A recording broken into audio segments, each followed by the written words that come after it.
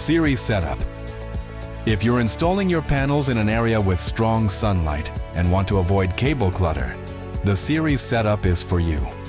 This type of connection offers a simpler setup with fewer cables, improved performance in cold climates, and greater reach for larger installations. Connect your solar panels in series in just 3 steps. Step 1. Access the connectors.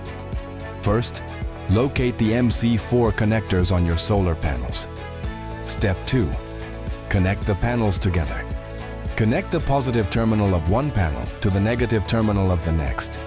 This creates a series connection. Step 3. Connect to your Titan.